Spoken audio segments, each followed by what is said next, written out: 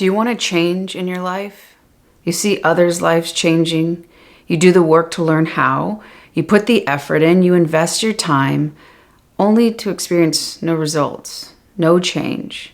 That disappointment, that sinking feeling in your heart, doubting if you really have what it takes to make the changes you see others doing.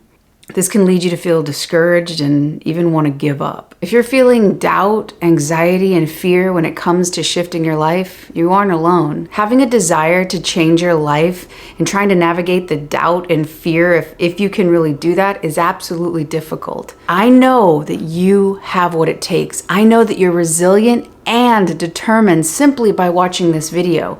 You've had that doubt and you've had that fear, and yet here you are, continuing to bet on yourself. You just might be a little unclear on how to do it. So that's why I made this video.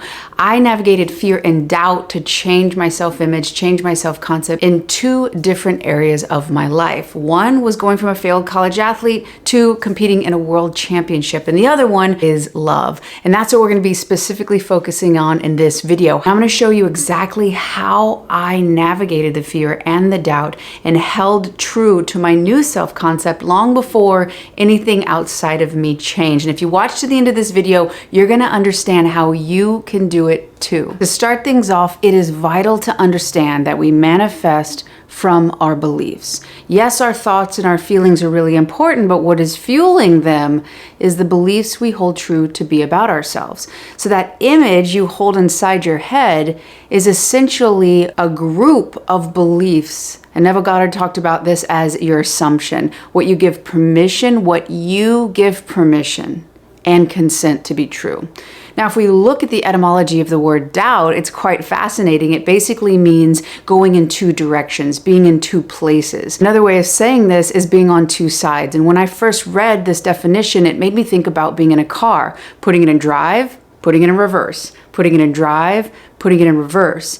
At the end of the day, you've spent a lot of time, you spent a lot of resources, but you didn't really go anywhere. That desire you have for that change in the you who you want to be versus the you that you are now. So the question now becomes, how can you start to be that in version of you, living in the end, as Neville Goddard says, right now? If this is something you're going through, dealing with this doubt, and you keep finding this hot and cold or back and forth, I'm going to be doing a workshop, a live workshop, March 26, 2022. So if you're watching this video before that date, you have an opportunity to join in with us. It will be an interactive workshop. I'm going to be diving deeper into specific situations and also taking on your questions. So if this is something that you are currently struggling and it's keeping you from that desired reality that you want, and click the link in the description box. It's going to take you to a page, give you more information, more details about this, and where you can sign up to get early access to be a part of this workshop. Let's get clear on where I was and ultimately where I shifted to.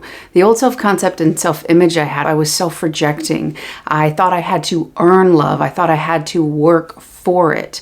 I also thought I needed to show up, and to have a place in someone's life, I needed to be a hero or a rescuer, or I needed to fix something. Because if I didn't show up and help somebody like that, I didn't really have a place in their life. In the past, I continued to attract people who were emotionally unavailable. They never asked about me. They never checked in with my needs. And on top of that, I attracted abandonment. I attracted inconsistency and people who were unreliable when it came to romantic connection. Ultimately, I was able to shift my self-image to seeing myself as being loved for who I am, not what I do. That my worth comes from myself, not from outside of me. I began to know my needs and was able then to advocate and express my needs so other people could also meet them. I attracted people who were emotionally available because I was emotionally available to myself. I became aware of my perceptual bias for self-abandonment and acknowledge it and make a new choice in the moment. One of the biggest things from that old self-concept to the new one,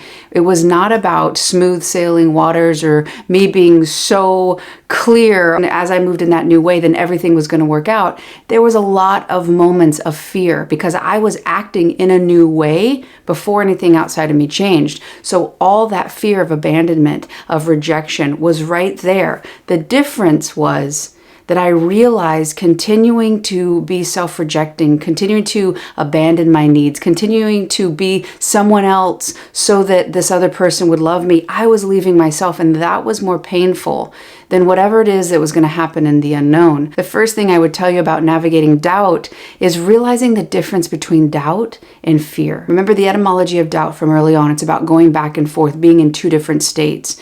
If you're uncomfortable, if what you're doing is unfamiliar, if you have fear, that's good. That means you're moving in a new way, which means ultimately you can experience something new, which can bring new thoughts, new feelings. It can actually bring disconfirming experiences to those old beliefs to help you fortify the new ones. Courage is a major part of this. It means to take action in the face of fear. You won't be moving because you don't have any fear, because you aren't uncomfortable. Knowing that discomfort is actually what is breaking into a new realm of your being. Me starting to advocate for my needs. Again, I feared that the people that I would tell this to, that they were going to leave me. And I refused to leave myself in that moment. Ultimately, I saw the people who were willing to meet my needs. Those new experiences allowed me to further see myself in a different way. Another thing that I want to point out is, are you doubting you can change? Because if you can create that new self-concept, then you'll get the relationship. If you can get that abundance and change things, then you'll have that security and that financial safety. If you're waiting for this change so that that thing outside of you brings these feelings, that's a Newtonian model, meaning you're wanting the outside to change so you will feel different inside. The quantum model, meaning that you are the change. Your beliefs, which are fueling your thoughts and feelings, is what's going to change your outside world, meaning you'll be able to perceive of situations and opportunities that you can't currently perceive of. We do not see with our eyes. We don't even see what's in front of us. We see what we're looking for. And what we're looking for majorly has to do with our old beliefs. So as you start to realize these things and how your brain actually works, realizing your outside world is not confirming who you are. It is just reflecting who you think you are. As you start to see and be more honest and be more clear of if you're waiting for something outside of you to change, you realize, oh, that is an absolutely powerless place to be. I am the creator. My beliefs is what is creating my life. And that brings us to the third thing that I would suggest for you to remember as you're navigating this doubt. And that's realize that you are giving the meaning. You hold the power to give meaning whatever is happening in your life right now. If somebody is not responding in a certain way and you make that about you not being good enough, or if you were prettier, if you were better, if you were in more shape, then they would like you. That their approval of you is what will give you a sense of worth. Realizing that you don't know what they're going through, that doesn't make it bad or good. That doesn't make it right or wrong. However, it does mean it might have nothing to do with you. But when you make that meaning a rejection of you, that is self-rejection. And the more and more you can become aware of this and start just becoming aware of what meaning you are giving different things in your life. Start asking why you're giving that meaning, where that came from. Start asking and looking to see, what is another meaning of this? What is a meaning that would align with that version of me who refuses to abandon themselves? Becoming aware of when you abandon, becoming aware of when you devalue yourself, and start to look to see, oh, am I waiting for this thing outside of me so that I feel different? I have to start changing how I feel, and that is what ultimately will change my experience in this life. Another thing that happens with doubt is you're trying to predict whatever is happening now, you're trying to predict what's going to happen in the future. But the major danger of this, is that you're using your past as a reference point. So you're filtering through your past to look to your future. And what are you going to do? You're going to recreate your past.